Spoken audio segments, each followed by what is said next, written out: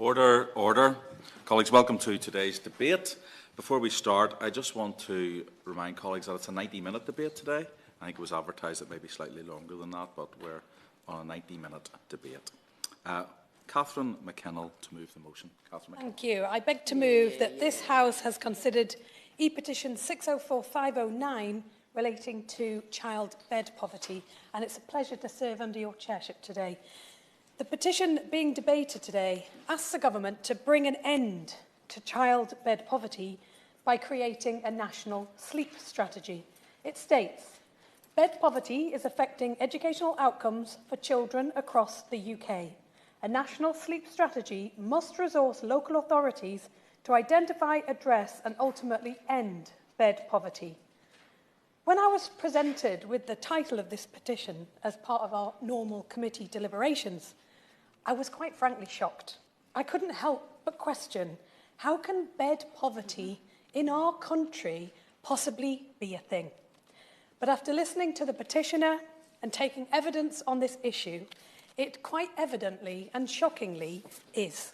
So here we are, just days away from Christmas, and it's utterly depressing that some children will be asking themselves, all I want for Christmas is a safe place to sleep.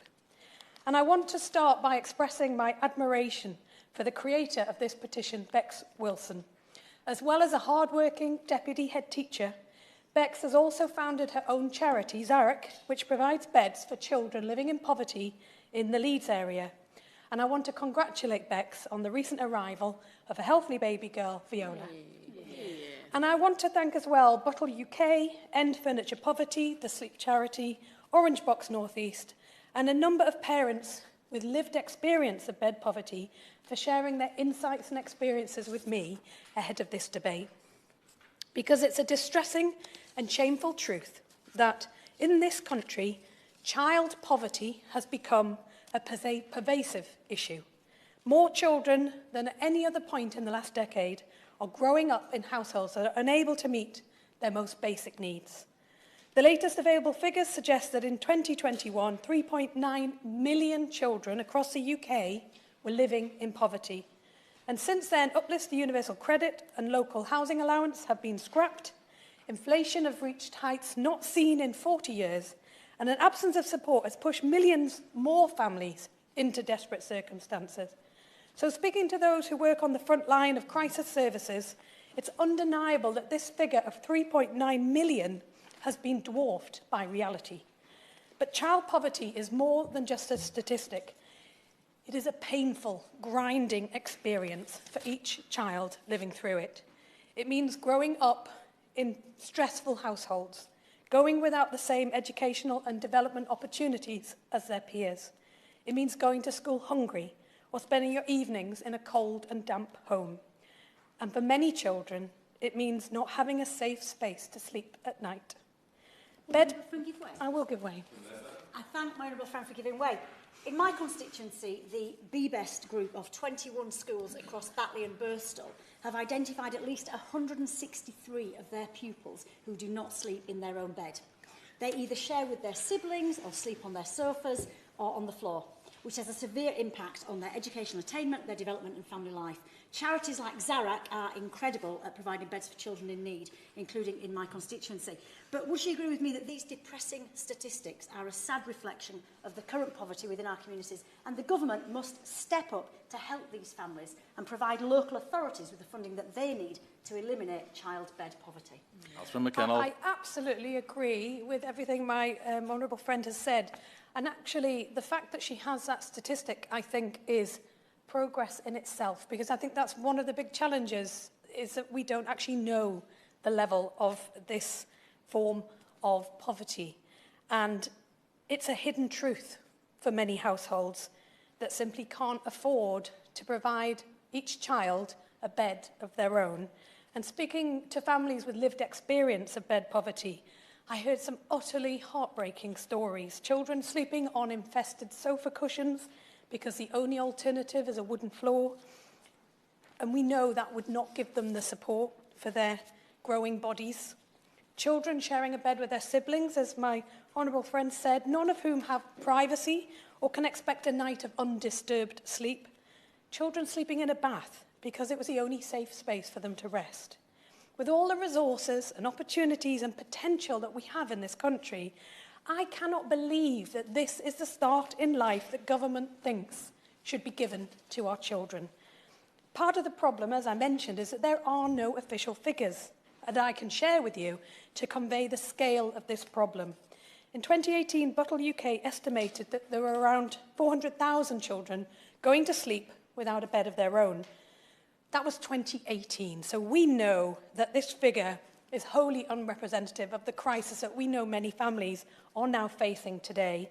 And the ongoing economic tumult has already left households struggling to put food on their plates and to heat their home. And when the cost of furniture has increased by 42% since 2010, the prospect of buying a bed for each of their children is simply out of reach for some parents. And rising financial hardship has combined with a whole plethora of concerning trends to make this issue of bed poverty, which has come to the attention of school teachers in particular, to make this issue particularly acute.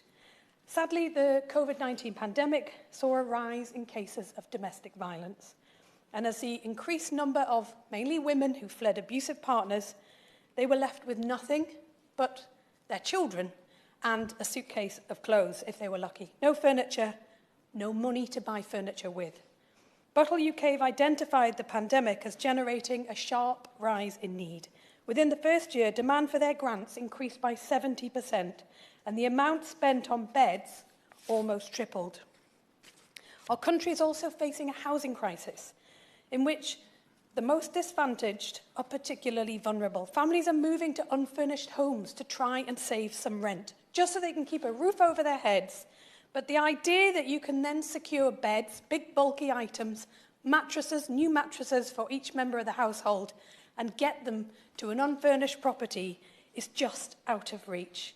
Social housing rarely comes furnished. End Poverty Furniture Poverty found that just 2% of social homes include some form of furnishing, and that's compared to 29% of private rented properties. So given the very purpose of social housing is to accommodate the most vulnerable in our society, it does seem that this crisis of bed poverty, while shocking on the surface, is actually quite inevitable. The scale of bed poverty is really concerning when we consider how corrosive it is to a child's life. For all of us here, getting into our bed at the end of a long day is utter relief and second nature, something we take completely for granted and we couldn't imagine going without. So it'll come to no surprise that when I say that growing up in bed poverty has lifelong consequences. At the most fundamental level, a bed is a safe space for a child. It offers warmth, independence, privacy, and comfort. And it's especially important in high-stress households, which we know when you're experiencing poverty, that's how it can be. A bed also provides a social function, a place for children to have sleepovers and build their friendships at school. Take that bed away, and a child is further exposed to the anguish and solitude that growing up in poverty can bring. Going without a comfortable space to rest also leaves a child unable to sleep properly. As a mother of 3, I know all too well how irritable children can be when they miss a good night's sleep. But the effect of sleep deprivation on a child's well-being is far more detrimental than just a day of being a bit grouchy. From low moods to persistent feelings of helplessness and isolation, the mental health impact of bed poverty is something no young person should ever experience. And parents can see the pain in this for their child. One mum told Buttle UK's Chances for Children campaign, "My children were angry and irritable, and the two of them would argue all the time because they were so tired. Both are bright and their schoolwork suffered. They were constantly late for school, and one started to take time off because he was so exhausted. His mood suffered, and he started to get depressed." I also spoke to one mother who had experienced bed poverty and was so grateful for the help that she'd received. And she described her child as overnight a different person from the day she received the bed with the sheets and the pyjamas, because that's what the charity provides. Woke up the next day a different child and it was very powerful to hear that experience. And they share their experiences no matter how hard it is and how difficult it is for them to admit that that's the situation they found themselves in. But they don't want any child to go through that experience. The importance of sleep doesn't just stop at emotional regulation. It's actually important for so many physical and neurological processes that allow children to function and grow in everyday life. It's really important for brain reorganization, helping children to focus and process their thoughts throughout the day. It's when hormones are balanced, blood pressure is lowered, immune system regulated, and illness is fought. It's even been associated with reducing the risk of obesity and type 2 diabetes, all the way down to the very smallest levels a child's cells and body system perform such vital jobs during those stages of sleep. As Michael Farker, NHS consultant in children's sleep medicine said, I describe sleep as like getting an MOT every night for your brain and your body. But the longer you leave it, the more problems are caused. And of course, with short-term challenges of sleep deprivation come lifelong consequences of bed poverty. Research has shown that pupils who get more sleep perform better at maths and science and in reading, markers of educational attainment which the government tell us are vital for securing good jobs in the future. And that's because sleep helps children to solve problems, develop their memory and learn effectively. How many times have you gone to bed on a problem and woken up with it solved? That's the power of sleep. How can we expect a child to concentrate throughout a day of education if their night's sleep was spent on a cold, hard floor or in a bath? That was the question Bex put to me after explaining the backstory of her charity, Zarek. After discovering that one of her pupils, was living in a home without a bed, the difficulties that she was encountering teaching conjugated verbs made more sense. Education has the power to improve opportunities, to give young people the ability to transform their lives, but for children living below the poverty line, it's their main hope of being able to escape a lifetime of deprivation. And the government recognises this, given one of the Levelling Up missions is for 90% of primary school-aged children to achieve the expected standard in Key Stage 2, reading, writing and maths by 2030. Yet the government stands by whilst children are deprived of that one shot of education through having a decent night's sleep.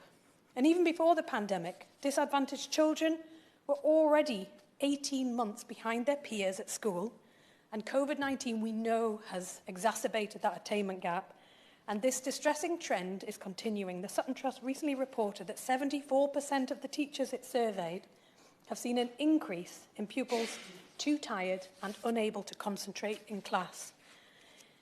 In what universe can you claim to be levelling up, where increasing number of children are actually struggling at school because they don't have a bed? Now, the government has said it's acting on this issue. In response to the petition, and I'm sure we'll hear this from the Minister, it stated that there are several avenues of support already available to families affected by bed poverty. One of these was the budgeting advance, a loan available to universal credit and legacy benefit claimants, and the only source of direct government support for the cost of essential furniture. Yet in our evidence sessions, parents told me that these loans only condemn them into further poverty, because while it might allow them to buy a new mattress, a cost of £100, I would say, at the lowest level, they're then left hopelessly trying to pay that back on an already stretched and insufficient income, and they're trapped in a cycle of deprivation and debt. Frank, give way. Would you agree with me that maybe the government needs to think a little bit out of the box when it comes to bed poverty? I'm very fortunate in my constituency of Batley and Spen. I have got a fantastic range of bed manufacturers, and I wonder if the government may consider thinking about working with them to think about a scheme that they could put in place to help families who might be struggling. Would you agree that might be a good suggestion? McKinnell. So I think definitely the government need to think out of the box and take responsibility for this issue, and I'll come to exactly why. And I think what my honourable friend points to is very much what the charitable sector has been doing, working with local bed manufacturers who are, coming up and solving in very localised ways. But this is a national issue and it needs a national response. And that is, I think, the point that the government really needs to listen to today. The anti-poverty charity Turn to Us made a similar assessment. It identified the 2013 conversion of the Social Fund grant into a budgeting loan as the single biggest erosion of help for those living without household appliances. And for those unable to access these social security advances, there's an alarming trend of parents becoming victim to predatory high-interest loan organisations because they just can't see any alternative to securing a peaceful night's sleep for their children. And rather than giving a helping hand to families facing unimaginable hardship, these means-tested, loan-based provision of support is pushing families into even more desperate circumstances. So the government is likely to state, and they have said in response to this petition, that councils in England have been empowered to establish local welfare provision, another claim that seems very detached from the reality faced.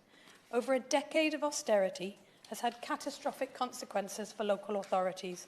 Chronic underfunding has left them permanently uncertain about their future, unable to deliver long-term transformational policies that communities in crisis need. This year's autumn statement doubled down on this trend, forcing yet another real terms cut to local authority budgets. And it's needless to say that this has impeded the ability of councils to address bed poverty, end furniture poverty, has consistently challenged the alarming diminishment of local welfare assistance schemes across the country. In November, it found that more than 1 in 5 local authorities in England had closed their scheme, leaving over 40 million people without access to crisis support. And whilst the government is likely to indicate that this deficit has been bridged by the Household Support Fund, this doesn't offer hope to children sleeping without a bed. With tight spending deadlines, guidance provided at short notice, many local authorities have been unable to develop the infrastructure to ensure that they're meeting all these areas of need.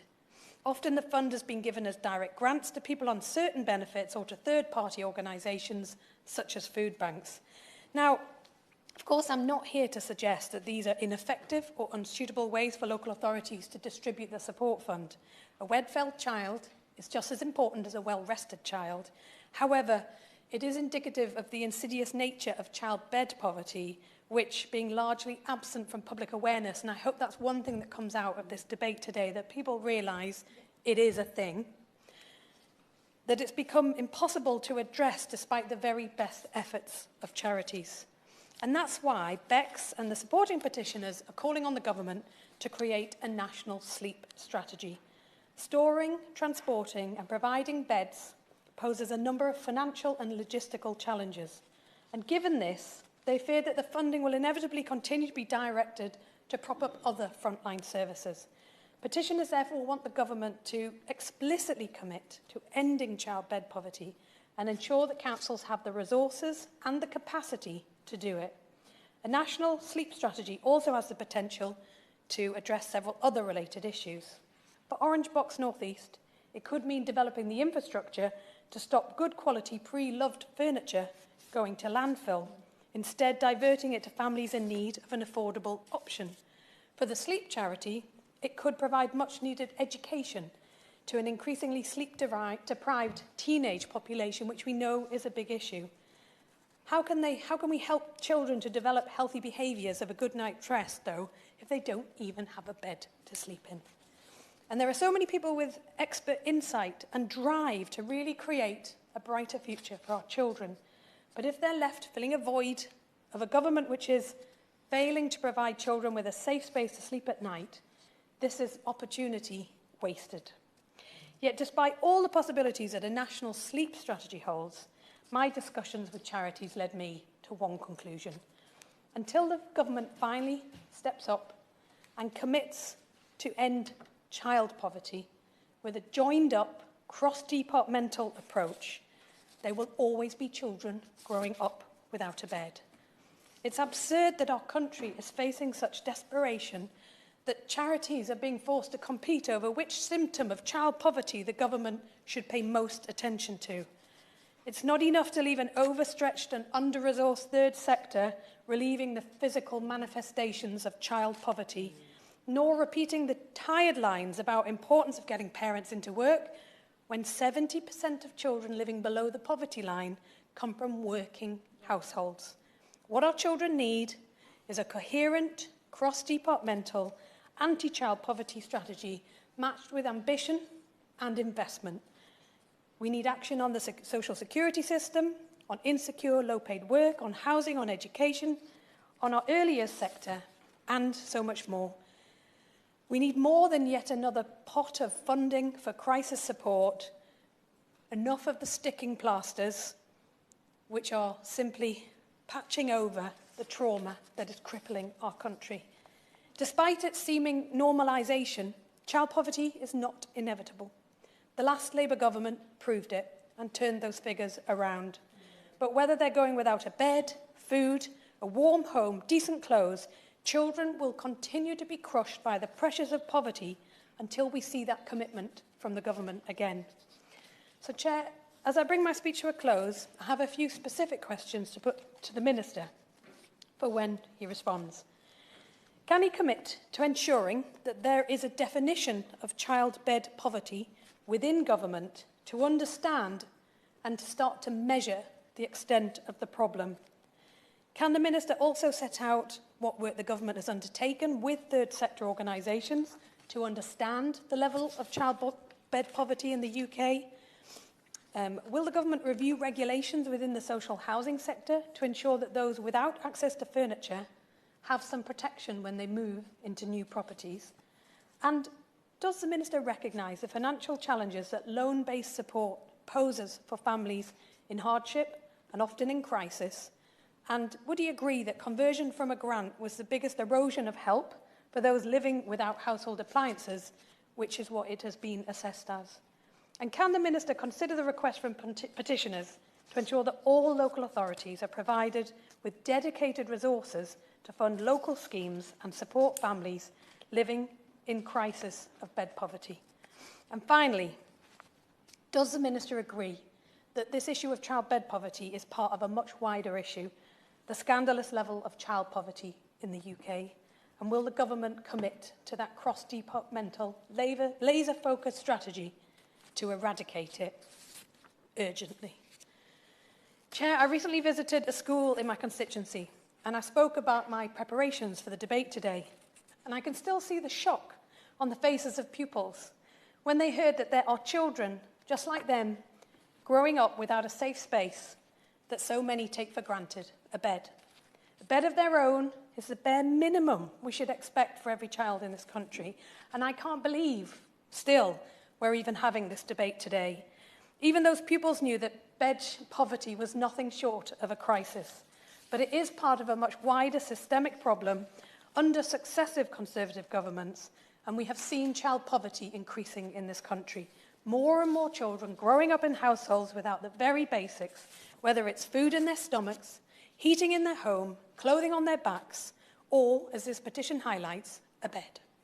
It should be a source of immense shame that we have children sleeping in the bath, on the floor, sharing beds. As a society, we are failing our children and taking away their futures. And as the cost of living crisis continues to hit households in the UK, facing double-digit inflation, it's clear this problem is only going to get worse. So the government can and must do much more. It's not a mere bystander to this issue. It's our only hope of tackling it. With a laser-focused, joined-up strategy, the government can lift children out of poverty. And only then can we be sure that all children will have a safe space to lay their head at night. And I really hope the Minister hears this call today and that the government finally take action on this issue. Thank you, Catherine McKinnell, for moving the motion on today's debate. The question is that the House has considered E-petition 604-509 relating to child bed poverty. I call Holly Lynch. Thank you very much, Mr Paisley. It's a pleasure to serve under you as Chair this afternoon. Can I thank my honourable friend, the member for Newcastle North, for her work on the Petitions Committee, having provided the time and made this petition a priority, and for also setting out in really stark way the pervasive nature of this type of poverty and how it is affecting children. Join her in paying tribute to Bex Wilson, who started the petition. This debate has very much shone a light on just how prevalent and stark bed poverty is throughout the UK. According to the DWP's own figures, households below average income survey, 26% of children have parents who want to replace worn-out furniture but can't do so, and 19% of children surveyed have parents who want to have a bedroom for every child aged 10 plus of a different gender but also cannot afford to do so. I recently spoke to Calderdale Lighthouse, who are a volunteer-run charity in my constituency, and I very much pay tribute to Diane Barker and her fellow co-founders Donna and Emma, who do incredible work at Calderdale Lighthouse at supporting disadvantaged families. But as the cost of living crisis continues to bite, in recent weeks they've received an ever-constant stream of requests to help provide bedding and beds for vulnerable families, in addition to the other range of support that they provide. In one instance, a health visitor for a family consisting of a single parent, a mother and 2 young children, neither of the children had beds, and asked if Calderdale Lighthouse could provide them. In another case, Calderdale Lighthouse provided blankets, duvets and hot water bottles to a family who had no gas or electricity and had taken sleeping in one room in an attempt to preserve heat. On average, Calderdale Lighthouse receive a request for beds, cots or toddler beds more than twice a week. They've also had instances where they've been told that victims of domestic violence are choosing to go back to their abusive partners so that their children are not left cold and without beds. There are also a number of cases where young children who have continence challenges and families have really struggled to provide the beds and bedding necessary to provide support for those children. Charities like Calderdale Lighthouse provide such an important lifeline for so many people. And for so many of us, we just cannot imagine that the ability to sleep in a proper bed would be a luxury, but for too many children it is. As whilst creating unhealthy and dangerous living conditions, bed poverty has a devastatingly long-term impact. This disruption caused permeates through every aspect of a child's life and development. How can we possibly expect children to learn, grow and realise their true potential if they come to school exhausted and weighed down by a disruptive night's sleep the night before? One of my constituents recently got in touch to powerfully explain this problem. They said, "I currently reside in a one-bedroom flat on the 15th floor, which is not ideal. We are overcrowded. My son cannot develop to his full potential in this tiny flat. He also needs his own bedroom as he has trouble sleeping, meaning he's then disrupting my daughter." We know the link between child poverty and children's outcomes is a clear one. Data from 2014 showed that less than a third of Calderdale pupils in my area claiming free school meals achieve 5 or more GCSEs at grade C or above, including English and Maths, compared to nearly 60% of all pupils. Unfortunately, bed poverty is systematic of a wider trend of growing poverty. Under this government, the proportion of children in poverty in my constituency has steadily grown. According to the House of Commons Library, 30% of children in Halifax live in relative poverty, which has grown by over 6% since 2015. A further 25.8% of children in Halifax live in absolute poverty. I want every child to have a chance to fulfil their potential, but the cost of living crisis, on top of years of austerity, has taken us back to an almost Victorian era for some families. Under this government, work no longer represents a route out of poverty. According to the House of Commons Library, like my honourable friend, 65% of families in relative poverty in Halifax are classified as being in work families. Bed poverty is not seen by many in our society, and frankly, again, like my honourable friend, I don't receive the direct contact about this because it is hidden, with most of those referrals to local charities like Calderdale Lighthouse coming via social workers and health visitors who are required to involve themselves in people's lives and visit homes. If they weren't there undertaking those roles, deprivation like this would probably go completely unseen, and I very much pay tribute to them for being in those homes, for raising the alarm and for being able to undertake that work day after day, which I can only imagine has an impact on them as well. This debate has very much shown that there are children suffering in this way up and down the country, and it's hidden away in people's homes, away from the line of sight, and it's the reality of just how many children will go to bed in insufficient conditions tonight. We can clearly see the incredibly detrimental impact that it's having on children's broader outcomes. We all bring problems and injustices to Parliament. It's part of our job, Mr Paisley. But I say, in all honesty, this is one of the hardest speeches I've ever had to write or to prepare for or to give. So heartbreaking is the reality of bed poverty. Thank you. Before I call the front bench, just checking anyone else in the back bench wants to speak. No, that's fine. Opposition spokesperson, Sarah Owen. Yeah.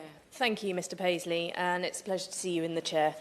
I'd like to congratulate my honourable friend, the member for Newcastle North, for her work on the Petitions Committee, but also for introducing this debate so effectively, so passionately, so knowledgeably, and importantly, so sensitively. Thank you. Like others, I'd also like to thank Zarek and also Crisis and Bernardo's for their supportive work in these areas as well. Although we might be few in numbers here today, I know we speak for many of our colleagues in expressing our distress over any child going without the space and comfort to sleep. As we've heard, children need sleep and a safe space to grow and to learn. It's essential for neurological development, for absorbing what is taught at school, and building up a memory store for adulthood. A point put so well by my honourable friend from Batley in Spen, where at least 163 children do not have a bed of their own. She highlighted the horrific impact this is having on their education and on their emotional well-being. Sleep is as important to a healthy lifestyle as limiting fast food and running around the park. But too often, we can forget that as we get older. It's also a hidden level of poverty. It's not something that parents or families or even children are willing to share. It is hidden away from sight. For any other parents here, we know that children's sleep is crucial for our sanity too. Behaviour, along with physical and mental health, are drastically impacted by the amount and quality of sleep. Studies in China in 2021 found that the quality and length of sleep directly correlated with levels of depression and anxiety later on in adolescence. Salient points have been made by honourable members throughout this debate. My honourable friend, I want to touch again from Newcastle North, talked about the scale of the child poverty we see in this country. 3.9 million children in poverty. 3.9 million children in poverty in 2022. That should shame any government of any colour into action. And when we're talking about bed poverty, the horrific impact this has on a child's education and well-being will ensure that this cycle of poverty and deprivation just continues, and we need to break that for good. My honourable friend from Halifax pointed out the growing levels of child poverty. We're not seeing a decline, we're seeing growing levels of child poverty. In places like Halifax, 30% of children growing up below the poverty line. And it's the cost of living crisis, plus the pandemic, plus the years of austerity that have created this perfect storm that is allowing child poverty to continue. And as we've heard, the constant mantra, and I think almost guilting of parents, to say that work is the best route out of poverty, but we know that there are millions of people that go to work, do the right thing, work all the hours that they can, and yet are still paid below poverty wages, and that is an absolute disgrace. And a member from Halifax is absolutely right to thank the charities and the social workers who are that backstop for families, but it shouldn't be this way. And I genuinely cannot believe, when I was preparing for this debate, I cannot believe in 2022, in the 6th richest country in the world, we're talking about children going without beds. I'd like us to invite us all, Chair, to picture the scene. A family Christmas, with sparse food on the table, if there is indeed even a table. Mum and Dad worried about paying the rent, grandparents shivering in the cold and dark, kids sharing single beds, sleeping on the sofa, or even on the floor or in a bathtub, as we've heard.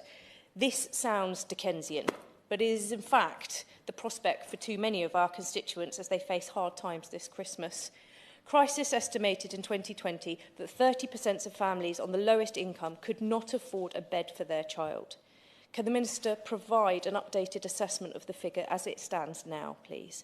After a prolonged pandemic, energy price rises, inflation rocketing, and a catastrophic recession. The housing crisis is nothing new, Chair, but it is reaching new heights of impact. Last Christmas, 1,300 families with children were living in unsuitable B&B accommodation over Christmas, already a rise of 3% on the year before. With an added recession, will the Minister tell me how many more families with children are in temporary accommodation for Christmas 2022? And is his department investigating how many of those are living in unsuitable, overcrowded conditions, perhaps also grappling with dangerous levels of mould, damp and cold? Because the gap between housing benefits and standard private rent is also increasing. New research by Crisis found that fewer than 1 in 12 homes advertised on Zoopla were affordable for renters receiving housing benefit, compared with 1 in 8 just 5 months ago. And with Section 21 eviction notices still not banned, 3 years after their election on a manifesto that it promised, this government are only pushing more families into homelessness, more children into bed poverty. When will we see the ban on Section 21 no-fault evictions come into place? Or do we have to wait for a Labour government to finally get rid of it? Because again, this topic of debate leaves us all asking why. In a country as wealthy as ours, why are we grappling with something as basic as children not having the space to sleep? As with food poverty and fuel poverty, bed poverty is just part of the wider scope of deprivation in our allegedly world-leading country. If a parent can't afford to give their child space to sleep, it's unlikely they're managing to comfortably pay their bills, feed them well and provide for them as any parent would wish to do. As my honourable friend from Newcastle North said, this leaving families, poverty levels, leaving families teetering on the edge and at the mercy and prey of legal loan sharks still. Children's charities Barnardo's set up an emergency fund in October of this year to provide urgent support to children, young people and families dealing with the cost of living crisis. Although originally envisioned to help with food costs and energy bills, Barnardo's have already seen a concerning demand for beds and bedding. In Luton, in my constituency, our Labour Council released a 2040 report with a vision for where our town would be in 2 decades' time. This vision is not a shy one. We aim to eradicate poverty in our town by 2040 and build a child-friendly town. And I'm really proud of this aim, as I'm sure everybody should be within local government. It's bold, it's ambitious, it's inspirational, it's everything local government should be. But we've got to contend with a government in power imposing 12 years of austerity on this country. Local communities have to take matters into their own hands for the sake of their people. But local authorities are fighting a constant battle of inflation, of costs, of cuts and of rising demands now. And local authorities have already lost 60p out of every £1 in government funding since 2010. But they'll fight tooth and nail, I know they will, they'll fight tooth and nail to support the residents in need, especially children. So when will our government finally take responsibility for the children it should be protecting and caring for? When will all children have a safe bed to sleep in? I look forward to hearing the Minister's solution to this problem because I know it is one that we would all want to see solved.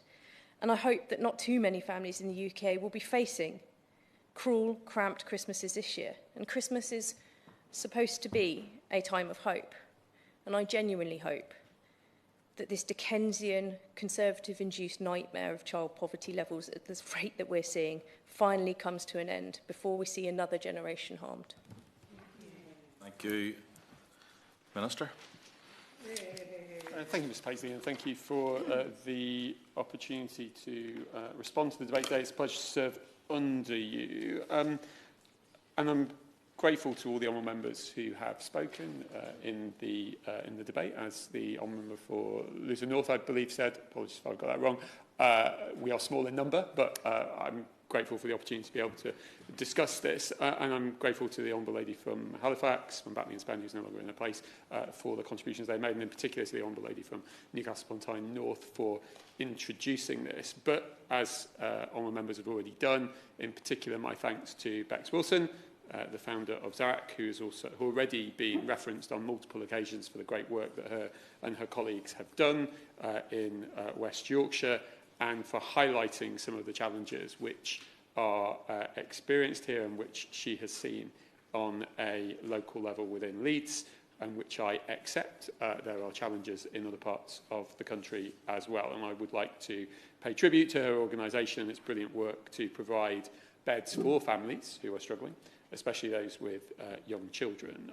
As the Honourable Lady for Luton North said a moment ago, I think we all share the same end, and that is that we do not have families or children who need support, who don't have access to beds, who don't have the ability to be able to have a good night's sleep, which we all both benefit from and that sometimes need and often need in order to be able to make progress the next day and next week and the next month going forward in our lives. And it is down to all of the people who work day in, day out to ensure that children can sleep safely and comfortably in their own home, that hopefully we have made progress on that over recent decades, whether that be as part of wider work to educate, to support, or to ensure welfare is in place. On sleep, we absolutely agree that it is important. The Honourable Lady from the Opposition Parliamentary from Luton North talks about a number of studies from China, and there is also research that has been carried out by the University of Maryland in the United States that found that preteens who sleep less than or fewer than 9 hours a day had noticeable differences in brain structure, mood and thinking compared to their peers who had sufficient sleep each night. And although, of course, science will always be developing in these areas, I think it's recognised that sleep is a hugely important part of ensuring that people are ready for the day, next day that they need to face. So if we agree on the issue, and we agree that it exists, which it does in certain places, we may take different views about how much it exists by, and I accept the point that it is difficult sometimes to understand the level of challenge here and the like. The question is what we do next. And of course, we all want to ensure that there is support for those who are in need. We want to find the best way to make sure that we can cover that need. We want to highlight the amazing work of the volunteers, both from Zarac and wherever else that is happening elsewhere in the country. And I do want to acknowledge their understandable concerns about why, at times, the system does not work as perfectly or as well as we would ideally like it to. No system with hundreds of billions of pounds in it will work perfectly, but the job of government is not to claim that the system is perfect, but to recognise that there are challenges and to try and structure that system in a way which works, whilst ensuring that we don't change the way in which people work and operate or incentivise where they are able to, and I recognise that not everybody is able to, but where they are able to be able to resolve some of these issues themselves. And so that all brings a question, which is what ultimately we do when we see issues and problems like this, and secondarily, what it is proportionate for government to do and how government should respond when they see issues like this. And what I would say, and the Honourable Lady from Newcastle upon Tyne North anticipates some of the points that I'm likely to make, we do think there is a substantial amount of work going on at the moment across government to both provide a system of support for vulnerable children and for families, which includes within it hopefully the ability to tackle sleep deprivation and the drivers behind it. And I want to spend some time that we have just explaining how this work is broken down between the Department for Work and Pensions, the Department for Education, and the department which I serve in, which is the Department for Local Government, and why, given that plethora of initiatives across multiple departments at this current time, we don't think that a national sleep strategy is at this time the way to go, because we think that there is a substantial amount of work that is already underway, and we hope that it is helping in this difficult and challenging area. I will start from the top line, which is about tackling poverty. It's the question that the Honourable Lady from Newcastle upon Tyne ended with in her speech. And we absolutely recognise that there are often multiple complex reasons why families find themselves in poverty. And the Honourable Lady for Newcastle upon Tyne North highlights or suggests that the government is a mere bystander. And that's something that I find difficult to evidence in terms of what we are doing. This year we are going to spend the best part of £250 billion through the welfare system, 245 billion, which is seeking to tackle these kind of causes head on. It's seeking to recognise that there are vulnerable people out there. It's seeking to ensure that people have the support they need. And that includes around £110 billion of support for people of working age, who are most likely, of course, to have children. And whilst I don't want to move this, I'd be very happy to give away.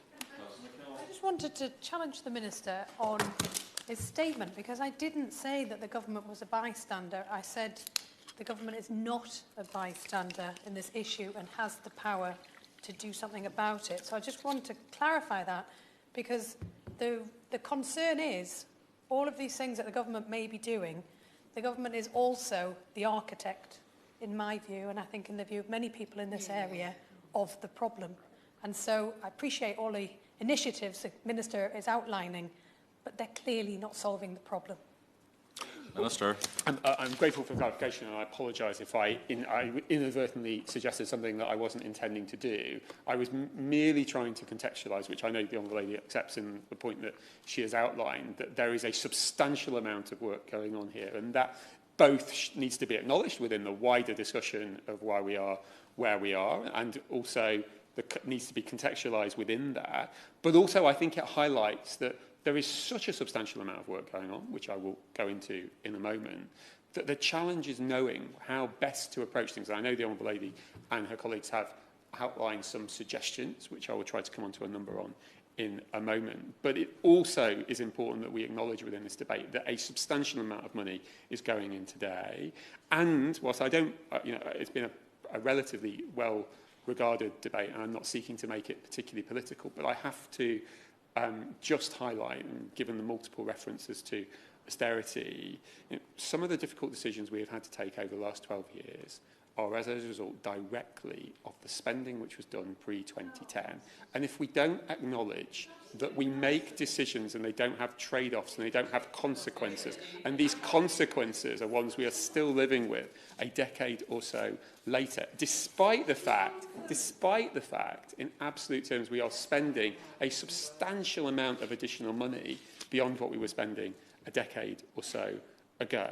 So we're going to spend over 245 billion through the welfare system this financial year, and 110 to support people of working age. And this builds upon wider efforts to lift more people out of poverty, so that it can support people that have been highlighted in the debate today.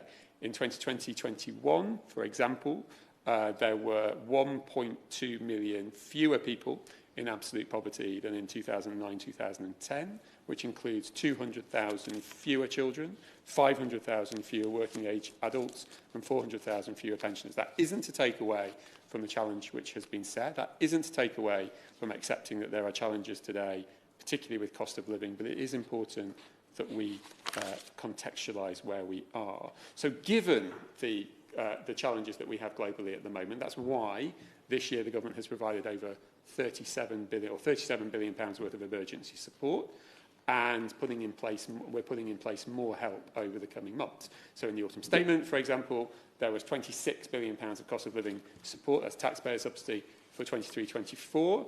That means that from next year, households on eligible means-tested benefits will receive up to a further £900 in cost of living payments. And from April next year, we're also uprating benefits for working-age households and disabled people, as well as the basic and new state pensions, by over 10%. And benefit cap rates will be increased by the same amount. And just today, in the local government finance settlement, we have announced a further 100 million of support for people who are deemed to be the most vulnerable, including a discretionary element of that, which allows local authorities around the country where there are challenges, whether it be challenges with regards to access to beds or whether it be challenges with regards to something else, to have additional funds to be able to support to be able to support closing those gaps and to ensure that people have the things that they need. Crucially, there is also a dedicated household support fund overseen by the Department for Work and Pensions, which councils in England can also use to help families struggling with essential household costs, which could include, for example, the purchase of new beds and mattresses. And there is a further 1 billion that is going into that fund over the next financial year, 850 million nearly in England, with the remainder being distributed to it by Barnett formula in the devolved nations. That will mean £2.5 billion of taxpayer subsidy since October 2021, and crucially, with local authorities having the freedom to allocate these funds according to the needs in their communities. And given the acknowledgement from the opposition that this is hidden or this is difficult to assess, this is difficult to find, which is one of the points that was made a moment ago, the best way in which we can respond to challenges which are hidden or semi-hidden is to provide freedom to allocate, it's both to provide funds, which we have done, and then to provide the freedom to allocate those funds in the most proportionate and reasonable way in communities, driven by representatives in communities themselves, driven by the kind of councils which the Honourable Member from Luton North highlights, who are setting an important, will in one moment, who are setting an important agenda and making important decisions about what's important for fellow clear. I'll happily give way to the Honourable Lady. I'm grateful to the Minister for giving way. I just wondered if I could ask him quite a specific question. So some of these families where the referrals are coming through to local charities in Halifax relate to families who are involved in providing kinship care. So where family members at very short notice often take over responsibility for caring for a very young child as a member of their family. I just wondered if, as part of his cross-departmental work, as part of the government's response to the McAllister view, which is looking at the responsibilities and support that kinship carers deserve, he could just have a specific look at the support that's required by kinship carers to check that where young children are placed with family members at very short notice and financial support is not a part of that package for the variety of barriers that some of those families face, and that he can see what else might be able to be done to support those families so that those children in those circumstances are not going without beds. Minister? Well, I'm grateful to the Honourable Lady from Halifax for highlighting the hugely important area of kinship care. Is something which I know all members will have an interest in and have experience of. I certainly have. I've spoken to constituents at length about these issues, and it is an immensely challenging area to know how to get right, because of course ideally in the first instance there wouldn't be a need for that, but this is life and there always is, and where there are challenges we want to keep young children as close to their families that they know and they understand and friends as possibly can be, and that will inevitably mean that people at short notice take over caring responsibilities which they may not have anticipated and the like. And so there's a very difficult challenge about knowing how to balance that. I will certainly pass on the comments. We'll ensure that the comments of the Honourable Lady is passed on to my colleagues in the Department for Education, who are leading on the McAllister review and the response to it, and to consider specifically the point about kinship care within that, where that may be possible. Just coming back to the point about freedom, 23 councils have already put on record that they are using their funds to provide beds, bedding and blankets to vulnerable residents. And Havering, as an example, have already partnered with local retailers to supply beds, white goods and other essential household items to struggling families. And Blackburn, at the other end of the country, the council has been working hard on the provision of new high-quality beds for children under 7 years of age, as I understand it. And as I say, there are additional discretionary support funds which are available where that is necessary.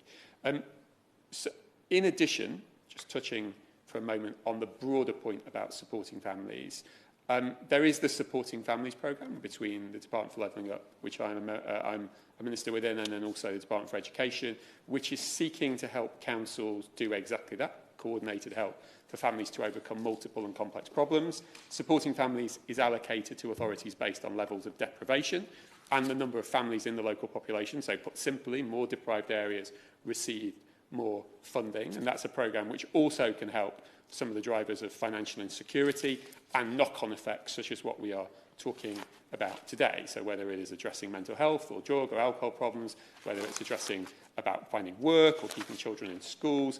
And there was a 40% cash uplift in the budget of the funding for this programme, which should mean that 300,000 families are covered in the coming period ahead.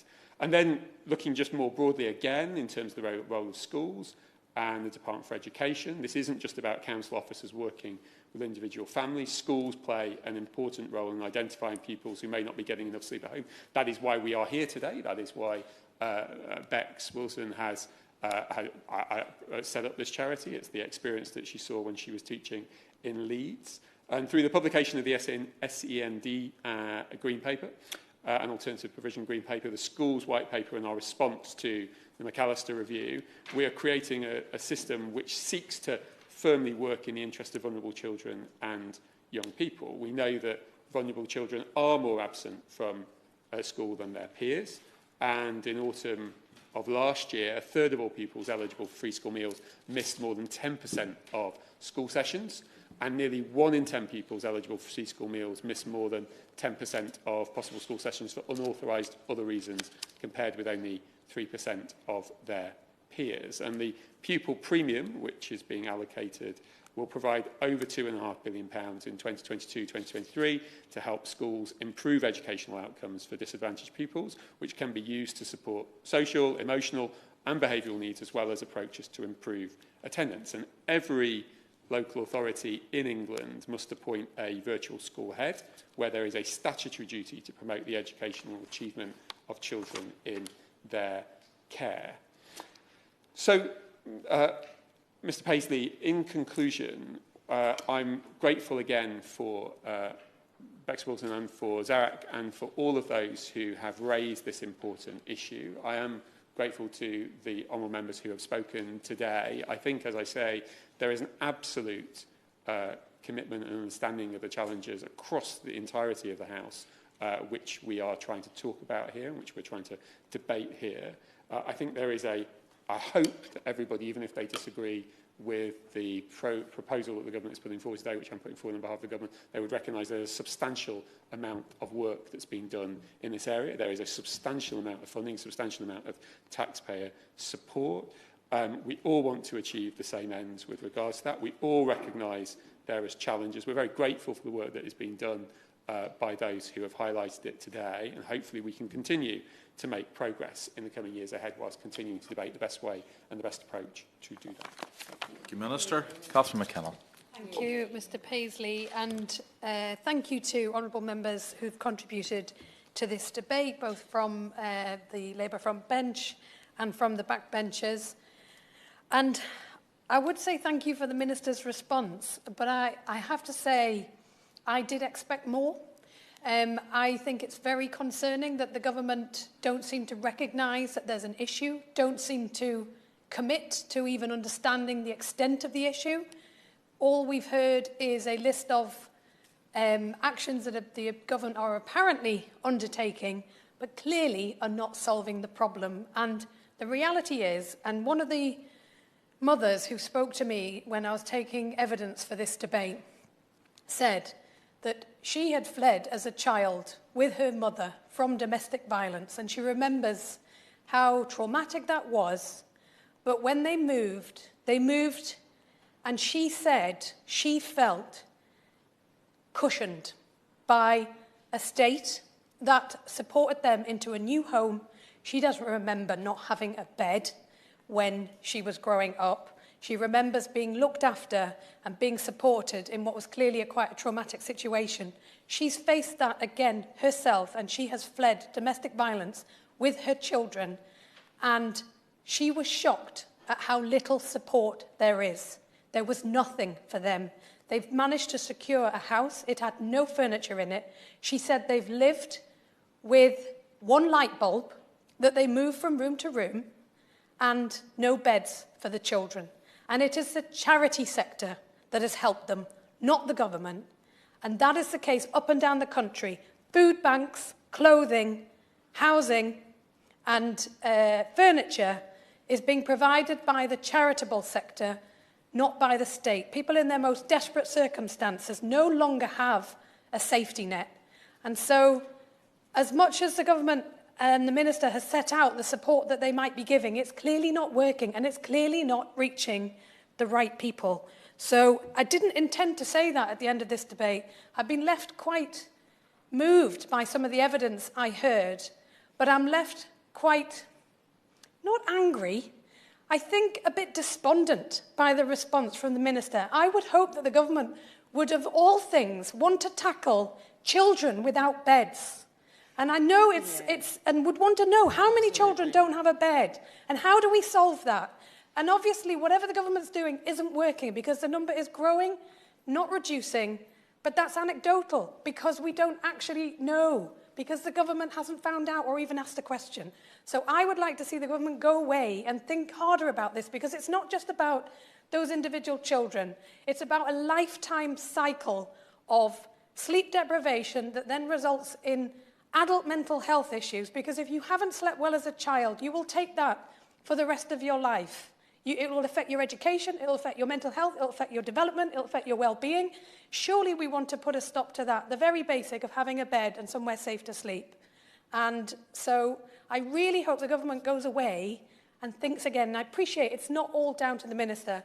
And I think the fact that we weren't quite sure who was going to respond to this debate is a bit telling of the lack of focus that the government has on child poverty as a whole. Because we have Department for Education that has an interest in children. We have the Department for Health that should have an interest in children's health and well-being. We have the Department for Levelling Up, local government, that should have an interest in making sure at a local level that support is delivered. We have the Department for Work and Pensions that look after those households that need extra support. None of them appear to be talking to each other to develop a holistic strategy to ensure that more children don't fall into poverty, that children have a bed to sleep in, and that we finally turn this around. And I really hope the government listen. And if they won't, I really hope this country votes in a different government that will. Councillor McKinnell, for that very impassioned wind-up. The question is that the House has considered E-petition relating to child bed poverty. As many as are of the opinion say aye, and the contrary no. The ayes have it. The ayes have it. Order. The sitting stands adjourned.